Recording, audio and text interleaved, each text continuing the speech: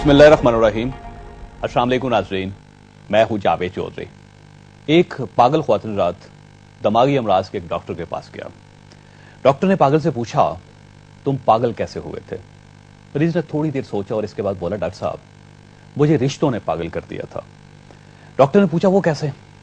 मरीज ने जवाब दिया, डॉक्टर साहब, मैंने एक बेवा औरत से शादी कर ली थी। उस औरत की एक जवान बेटी भी थी। कुछ अरसे बाद मेरे वालिद ने मेरी सौतेली बेटी के साथ शादी कर ली। इन दो शादियों के बाद हम रिश्तों के एक अजीब गुंजल में फंस गए, क्योंकि रिश्तेदारी के मुताबिक अब मेरा वालिद मेरा बाप भी है और मेरी सौतेली बेटी के साथ शादी के बाद मेरा दामाद भी है। मैं अपने वालिद का बेटा भी हूं और साथ ही मैं उसका ससुर भी हूं। हम इसके साथ साथ एक दूसरे के समधी भी हैं। मेरी बीवी मेरे वालिद की बहू भी है, सास भी है और समदन भी है। मेरी बीवी की बेटी मेरे वालिद की बीवी भी है, पोती भी है और मेरी वालिदा भी है। मैं अपनी सौतेली बेटी का वालिद भी हूं और बेटा भी हूं। मेरी सौतेली बेटी मेरी बीवी की बेटी भी है और मेरी बीवी की सास भी। एक साल बाद मेरे और मेरे वालिद के यहां एक एक बच्चा पैदा हो गया। मेरा बेटा अब मेरे वालिद का पोता भी है और साथ ही साला भी है और मेरा मामू भी है। इसी तरह मेरा बेटा मेरी मां का पोता भी है लेकिन भाई भी है। सेम इसी तरह मेरे वालिद का बेटा मेरा भाई भी है और मेरा नवासा भी है। मेरा और मेरी बीवी का नवासा मेरे वालिद का बेटा भी है और उनका नवासा भी है। मेरे वालिद का बेटा मेरा भाई भी है, मेरी बीवी का नवासा भी है और मेरी बीवी का देवर भी है। मेरी बीवी का नवासा अब मेरा भाई भी है। और यहां पहुंचकर डॉक्टर की हिम्मत जवाब देगी और उसने ऊंची आवाज में कहा, खामोश हो जाओ वरना मैं भी पागल हो जाऊंगा। रिश्ते और मसले ख्वातीरात अगर उलझ जाएं तो ये आम आदमी और कौमों दोनों को पागल कर देते हैं। मसले हमेशा दूसरे मसलों के रिश्तेदार होते हैं। आप जब एक मसले का शिकार होते हैं तो उस मसले के रिश्तेदार मसले भी बहुत जल्द आप तक पहुंच जाते हैं और यूं आप मसाइल के गिरदाब में फंस जाते हैं। और इस गिरदाब से निकलने के लिए आपको बड़ी जिद्दोजहद करनी पड़ती है। हमारा एक मसला जमहूरियत या आमरीत है। हम आज तक ये फैसला नहीं कर सके कि हमें जमहूरियत चाहिए या आमरीत।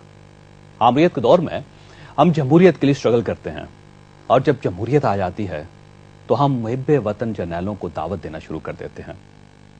हम ये फैसला भी नहीं कर सके कि सुप्रीम कोर्ट सुप्रीम है या पार्लियामेंट।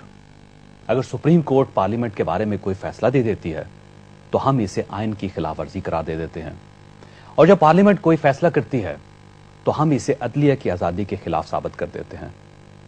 पाकिस्तान पीपल्स पार्टी की हुकूमत आती है तो इसे करप्ट करार दे दिया जाता है। मुस्लिम लीग नून की हुकूमत आती है तो इस पर खिलाफत कायम करने का इल्जाम लग जाता है। मीडिया को अपोजिशन हीरो का टाइटल दे देती है और वही अपोजिशन जब हुकूमत में आती है तो इसी मीडिया को नासमझ, गैर सियासी अदाकार और ब्लैकमेलर कह देती है। सियासी जमातें वोट आवाम से लेती हैं लेकिन इनका माई बाप फौज और अमेरिका बन जाता है। हम आवाम से टैक्स लेना चाहते हैं लेकिन साथ ही खुद टैक्स चोरी करते हैं।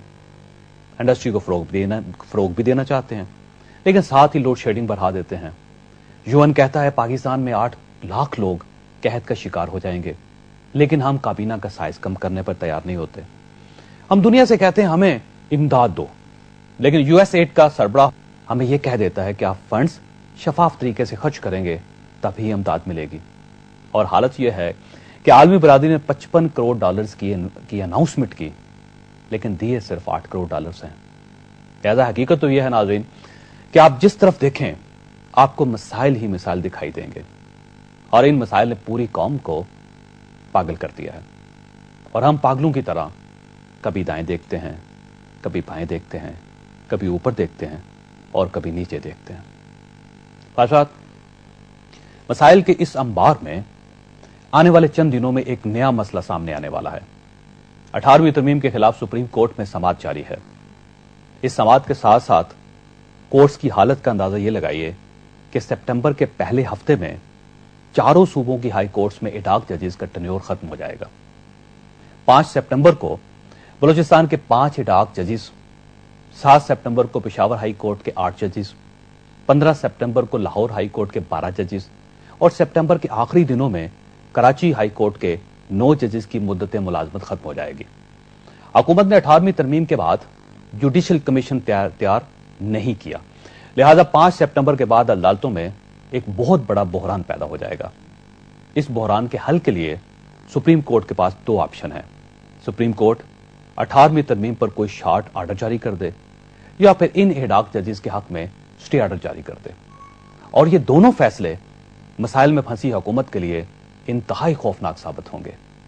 नाज़रीन, आने वाले दिनों का ये आईनी बहरान हमारा आज का मौजू है और हम छोटे से वक्फे के बाद इस पर गुफ्तगू करेंगे। हमारे साथ रहिएगा।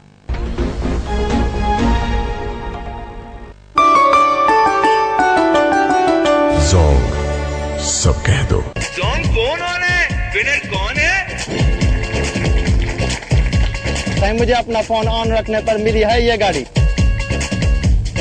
तो आप भी अपना जोंग